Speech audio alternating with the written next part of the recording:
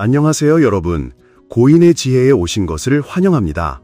오늘 우리는 시대를 초월한 천재, 위대한 과학자 알베르트 아인슈타인의 삶과 그가 남긴 68가지의 주옥 같은 명언들을 함께 살펴보려 합니다. 사람들은 아인슈타인 하면 보통 상대성 이론과 양자 물리학을 떠올리죠. 이 두 이론은 현대 물리학의 두 기둥이라 불리며 아인슈타인을 1921년 노벨 물리학상 수상자로 만들고 역사상 가장 위대한 과학자 중 한 명으로 자리매김하게 했습니다. 지금부터 그의 68가지 명언 중 저희가 가장 깊은 감명을 받은 이야기들을 들려드릴 텐데요. 그의 삶과 철학 속에 숨겨진 놀라운 교훈들이 여러분을 기다리고 있으니 꼭 끝까지 함께 해주시길 바랍니다. 이 영상이 여러분과 여러분의 가정에 귀한 가르침과 좋은 기운을 가져다 주기를 진심으로 바랍니다. 알베르트 아인슈타인, 1879년 3월 14일 출생, 1955년 4월 18일 사망은 독일 바덴뷰르텐베르크주의 유대인 가정에서 태어난 저명한 물리학자입니다. 그의 아버지는 엔지니어이자 세일즈맨이었던 헤르만 아인슈타인이었고 어머니는 파울린네 아인슈타인이었습니다. 1880년 그의 가족은 뮌헨으로 이사했고 그곳에서 아버지와 삼촌은 직류 전기 장비를 생산하는 회사를 설립했습니다. 어린 시절 아인슈타인은 다른 사람들과 소통하는 데 어려움을 겪기도 했습니다. 알베르트 아인슈타인은 일반 상대성 이론과 양자 물리학을 발전시킨 역사상 가장 위대한 물리학자 중 한 명으로 인정받고 있습니다. 그의 상대성 이론은 우리의 직관적인 생각과 관찰을 뛰어넘어 공간과 시간, 그리고 그와 관련된 현상에 대한 이해에 혁명을 일으켰습니다. 이러한 현상들은 정확한 수학 방정식으로 묘사되었고 수많은 실험을 통해 그 타당성이 입증되었습니다. 상대성 이론이 발표되었을 때 그것은 200년 이상 큰 성공을 거두었던 고전 역학 이론의 도전장을 내밀었습니다. 물론 상대성 이론은 고전 역학을 특별한 경우로 포항하며 대응 원리를 만족시켰습니다. 1917년 그는 일반 상대성 이론을 사용하여 우주 전체의 구조 모델을 설명했으며 이는 양자장 이론으로 기술되는 입자 물리학의 표준 모델, 즉 특수 상대성 이론과 양자 역학을 통합하는 이론의 기반이 되었습니다. 이 이론을 통해 우주론과 천체 물리학은 중성자별, 블랙홀, 중력파, 중력 렌즈 등 이전에는 상상할 수 없었던 기묘한 천문 현상들을 예측하고 관측할 수 있게 되었습니다.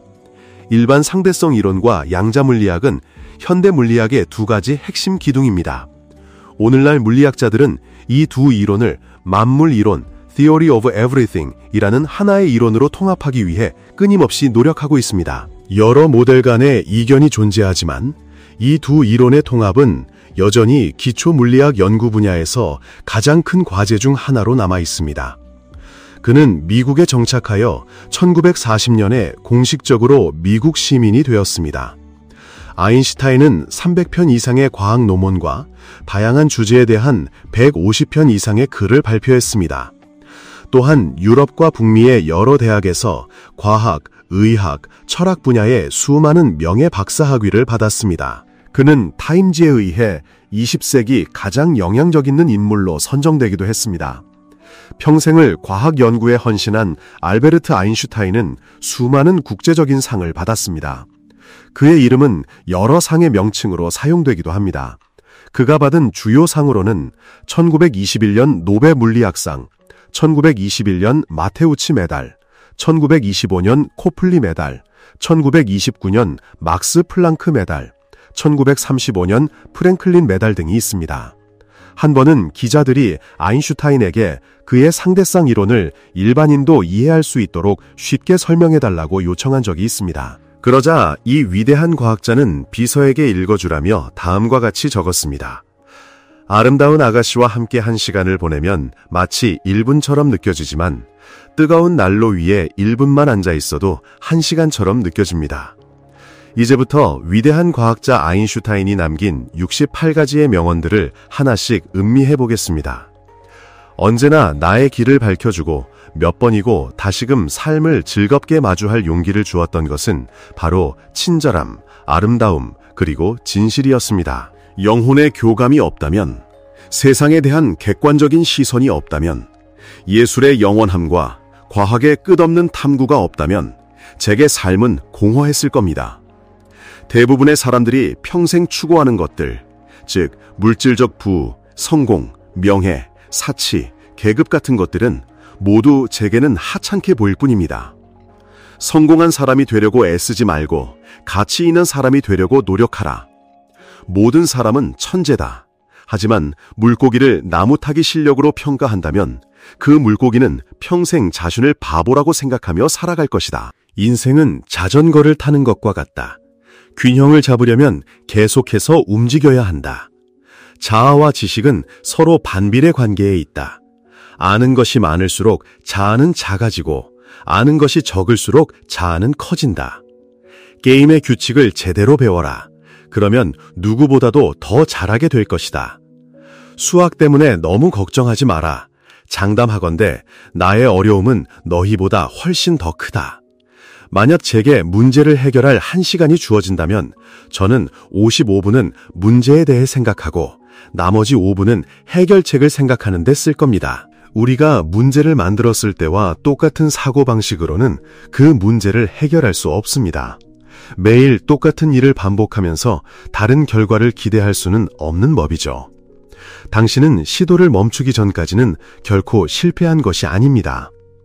한 사람을 열정적으로 일하게 만드는 원동력은 마치 독실한 신자나 깊은 사랑에 빠진 사람과 같습니다. 그것은 매일의 노력이며 어떤 의도도 없이 순전히 마음에서 우러나오는 것이죠. 인생을 사는 데는 2가지 방법이 있습니다. 하나는 기적이 전혀 없는 것처럼 사는 것이고 다른 하나는 모든 것이 기적인 것처럼 사는 것입니다. 불가능해 보이는 일을 해낼 수 있는 사람은 오직 온 힘을 다해 노력하는 사람뿐입니다. 어제로부터 배우고 오늘을 살며 내일을 희망하세요. 가장 중요한 것은 질문을 멈추지 않는 것입니다. 고요한 삶이 주는 단조로움과 고독은 창의적인 마음을 자극합니다. 가끔 저를 어리둥절하게 만드는 질문이 있습니다. 내가 미친 걸까? 아니면 다른 사람들이 미친 걸까? 천재와 바보의 차이점이 있다면 천재에게는 한계가 있다는 것입니다. 저는 단어로 생각하는 경우가 거의 없습니다. 어떤 생각이 떠오르면 그 후에 그것을 말로 표현하려고 노력할 뿐입니다. 저는 결코 전통적인 사고방식으로 위대한 발견을 이뤄낸 적이 없습니다. 저는 제 상상력에 의지하여 자유롭게 그림을 그릴 수 있을 만큼 예술가적인 기질이 충분합니다. 상상력은 지식보다 중요합니다. 지식에는 한계가 있지만 상상력은 온 세상을 감싸 안으니까요. 상상력이야말로 탐구의 가장 높은 형태입니다. 진정한 삶의 경험이란 늘 우리에게 미소를 가져다주고 행복하게 만들어주는 주변 사람들을 위해 사는 것입니다. 타인을 위해 살지 않는 인생은 살 가치가 없습니다. 교육이란 채워야 할 그릇이 아니라 불을 지펴야 할 횃불과 같습니다. 많은 선생님들이 학생들이 무엇을 모르는지 확인하기 위해 질문하는 데 시간을 낭비합니다. 하지만 진정한 질문의 기술은 학생이 무엇을 이해했거나 이해할 수 있는지를 알아내는 것입니다. 교육의 목표는 독립적으로 생각하고 행동하는 개인을 길러내는 것입니다. 저는 공동체에 봉사하는 것이야말로 한 인간의 삶에서 가장 숭고한 일임을 깨닫습니다. 배움은 경험이고 그 외의 모든 것은 정보에 불과합니다. 항상 옳은 일을 하십시오. 그러면 몇몇 사람은 만족할 것이고 나머지 사람들은 놀라게 될 겁니다. 저는 특별한 재능이 없습니다. 단지 열정적으로 호기심이 많을 뿐입니다. 실수를 피할 수 있는 확실한 방법은 단 하나, 아무것도 하지 않는 것입니다. 저는 몇 년, 몇 달에 걸쳐 생각하고 또 생각합니다. 99번의 시도 끝에 잘못된 결론에 도달하죠. 그리고 마침내 100번째에 이르러서야 옳은 답을 찾습니다. 제가 똑똑해서가 아닙니다. 단지 다른 사람들보다 더 오랫동안 문제를 파고들었을 뿐입니다. 창의력은 전염됩니다. 그러니 마음껏 퍼뜨리십시오. 아름다운 여성에게 키스하면서 안전하게 운전할 수 있는 남자는 그저 그 키스에 충분히 집중하지 않고 있을 뿐입니다. 중력은 사람들이 사랑에 빠지는 것에 대해 책임지지 않습니다. 행복한 사람은 미래를 걱정하기보다 현재에 만족하는 사람입니다. 중요한 것은 바로 지금 이 순간입니다. 무한한 것은 단 두 가지, 우주와 인간의 어리석음입니다. 그리고 저는 우주에 대해서는 그다지 확신이 없습니다. 말은 너무 많이 하고 머리는 거의 쓰지 않는 사람은 게으른 사고 습관에 빠지게 됩니다. 물리학을 믿는 사람들은 과거, 현재, 미래의 구분이 단지 인간이 만들어낸 끈질기고 완고한 환상일 뿐이라는 것을 이해합니다. 논리는 당신을 A에서 B로 이끌어줄 것입니다. 하지만 상상력은 당신을 어디로든 데려다 줄 수 있습니다. 어떤 것을 더 크고, 더 복잡하고, 더 격렬하게 만드는 것은 쉽습니다. 하지만 그 반대로 나아가기 위해서는 천재의 손길과 엄청난 용기가 필요합니다. 저는 젊은 시절에는 고통스러운 고독 속에서 살았지만 성인이 된 후에는 그 고독이 달콤하게 느껴졌습니다. 어떤 것을 간단하게 설명할 수 없다면 당신은 그것을 충분히 이해하지 못한 것입니다. 더 빨리 갈수록 더 적게 가게 됩니다. 평화는 폭력으로 유지될 수 없습니다. 오직 서로에 대한 이해를 통해서만 이룰 수 있습니다. 신 앞에서는 우리 모두가 똑같이 현명하고 똑같이 어리석습니다. 권력이 요구하더라도 당신의 양심에 어긋나는 일은 절대로 하지 마십시오. 죽음은 가장 비합리적인 두려움입니다. 이미 죽은 사람에게는 어떤 불행한 사고도 일어날 위험이 없기 때문입니다. 오직 현재만이 영원합니다. 저는 평화를 위해 싸울 준비가 되어 있습니다. 인류 스스로가 전쟁에 참여하기를 거부하지 않는 한 그 어떤 것도 전쟁을 끝낼 수 없습니다. 종교 없는 과학은 불완전하고 과학 없는 종교는 맹목적입니다. 현실이 이론과 맞지 않는다면 현실을 바꾸십시오. 우리의 임무는 연민의 원을 넓혀 모든 살아있는 생명체와 자연의 모든 아름다움을 껴안음으로써 우리 자신을 해방시키는 것입니다. 현실에 대한 일반적인 관점은 당신이 18세가 되기 전에 머릿속에 주입된 일련의 편견들에 불과합니다. 인간 사회의 모든 가치 있는 것들은 각 개인 안에서 조화롭게 발전할 기회에 기반을 둡니다. 지혜와 권력을 결합하려는 노력은 좀처럼 성공하지 못하며 설령 성공하더라도 그것은 아주 잠시뿐이라고 합니다. 경외심이 뒤섞인 신비로운 것에 대한 경험이야말로 종교를 낳은 근원이라고 하죠. 칭찬이라는 달콤한 말에 휩쓸리지 않는 유일한 방법은 그저 묵묵히 자신의 일을 계속해 나가는 것뿐입니다. 만약 제가 제 외모를 가꾸는 데에만 신경을 썼다면 저는 더 이상 본래의 제가 아니었을 겁니다. 우리가 가질 수 있는 가장 아름다운 경험은 바로 신비로운 그 자체입니다. 더 이상 이러한 감정을 느끼지 못하고 경이로움에 감탄할 줄 모르는 사람은 이미 죽은 것이나 다름없습니다. 그 사람의 눈은 빛을 완전히 잃어버렸기 때문입니다.